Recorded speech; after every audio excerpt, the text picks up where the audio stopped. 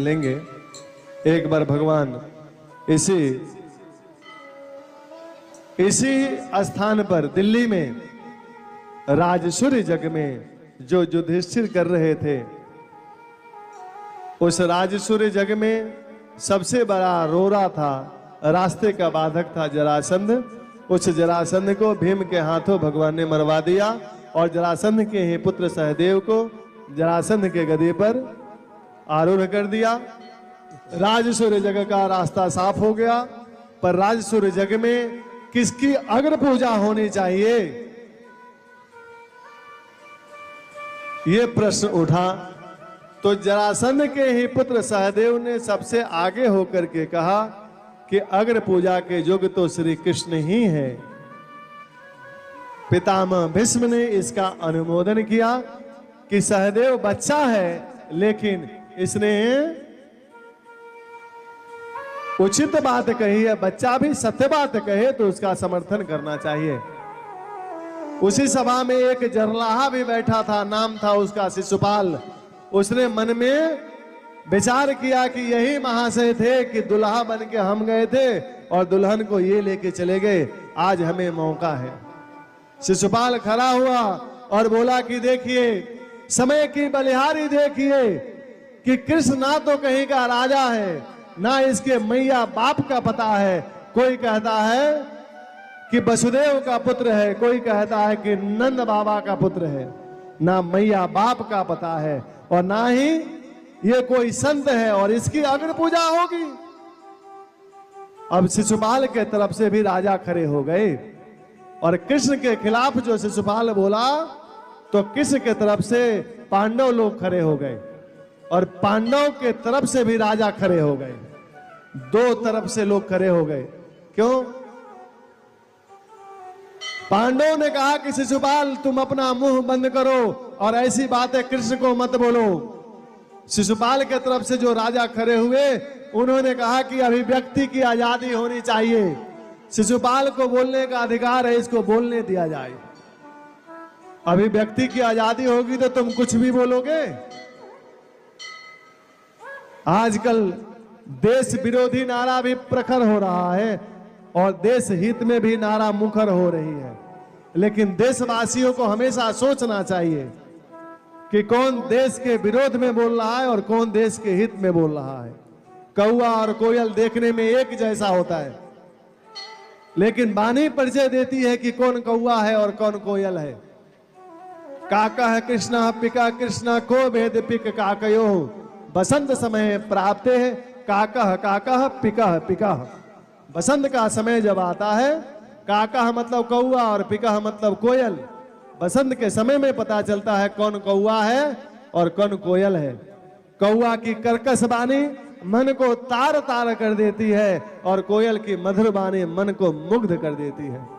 इस देश में भी उन वाणी को पहचानिए, कौन कौआ है और कौन कोयल है। कौए को भगाओ और कोयल को बुलाओ। जब दोनों तरफ से राजा खड़े हो गए, भगवान कृष्ण ने कहा ये तो विश्व युद्ध हो जाएगा यदि हम बीच में नहीं बोले तो क्या किया भगवान ने? अपने पक्ष को पहले शांत कराया। जब पांडव लोग शांत हो गए, उनके पक्ष के राजा शांत हो गए, तो शिशुपाल के तरफ से भी राजा शांत हो गए। और शिशुपाल शांत नहीं हुआ, गाली पर गाली देता चला गया। भगवान ने कहा सुनो शिशुपाल, 100 गाली से ऊपर नहीं। तुम्हारे माता को हमने वचन दिया है कि 100 तक माफ करेंगे। शिशुपाल माना नहीं। जैसे 101 गाली दिया, भगवान ने चक्र से मारा और शिशुपाल का गर्दन साफ। और एक को मार करके पूरे विश्व समुदाय को भगवान ने एक प्रकार की चुनौती दे दी कि हम सहिष्णु हैं, हम सनातन धर्मी सब कुछ सहन करते हैं, लेकिन हमारी सहने की भी एक सीमा है। सीमा से ऊपर हम नहीं सहते। हमारे ऋषियों ने मंत्र दिया है, सठे साठ्यम समाचरे, जो जिस भाषा में समझे उसको उस भाषा में समझानी चाहिए। भगवान ने एक शिशुपाल को मार करके यहां पूरे विश्व समुदाय को बता दिया कि हम सहने वाले इतने हैं जितना हमारा धर्म कहता है। हम ऊपर सहन नहीं कर सकते। एक को मारा, सभी राजा शांत बैठ गए कि यदि हमने चू भी बोला तो हमारा भी यही हाल होगा। और भगवान की अग्र पूजा हुई। देखिए, इस देश में जीना है, आजकल की स्थिति देख करके हम लोग, ये व्यास मंच है, ये व्यास मंच भी दुनिया की एक मंच है।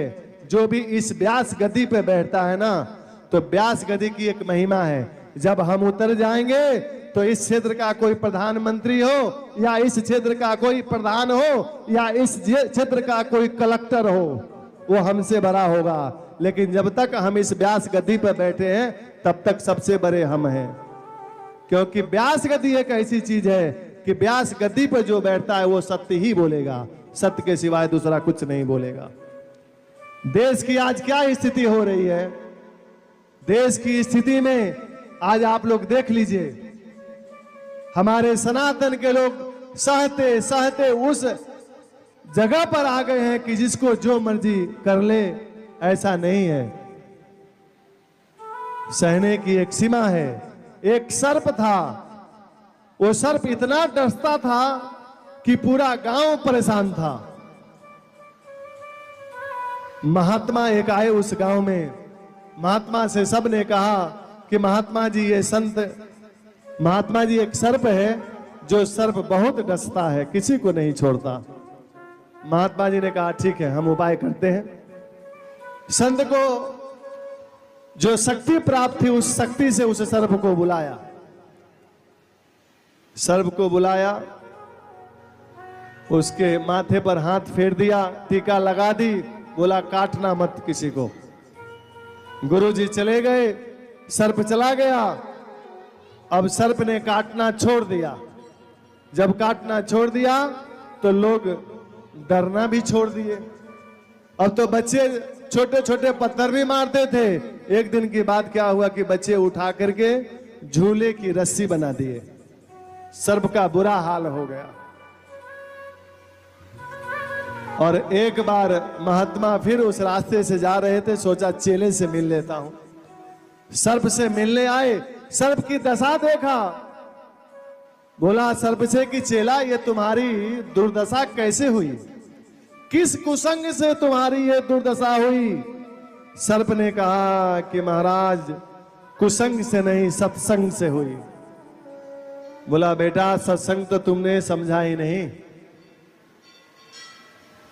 सत्संग में मैंने तुमसे यह कहा था कि काटना मत।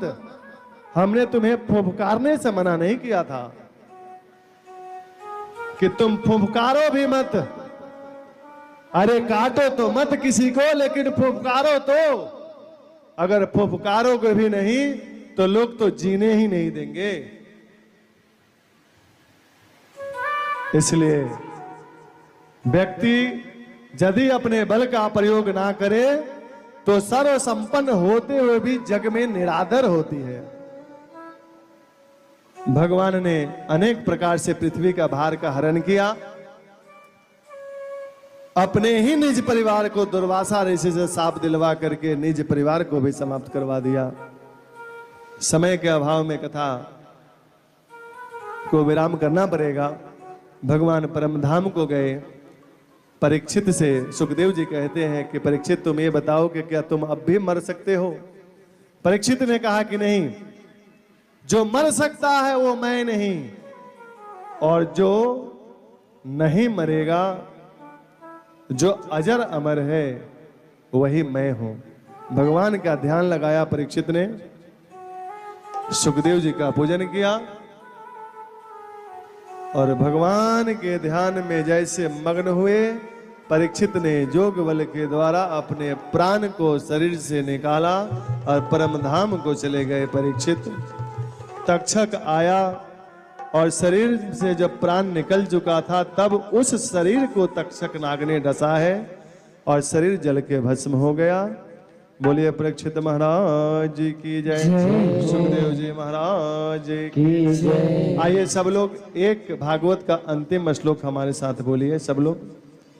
नाम संकीर्तनम यस्य नाम संकीर्तनम यस्य सर्व पाप प्रणाशनम सर्व पाप प्रणाशनम प्रणामो दुख समनस्ता तमामो दुख समनस्तम नमामि हरिम परम। तमामि हरिं परम। भगवान के नाम कीर्तन से सभी पापों को नष्ट होना निश्चित है, सभी पाप नष्ट हो जाते हैं। ऐसे हम भगवान कृष्ण के पाद पद्मों में, राधा रानी सरकार के पाद पद्मों में प्रणाम करते हैं। आइए भजन लेंगे। बोल राधा माधव सरकार की। दरबार में बंसी वाले के, दरबार में बंसी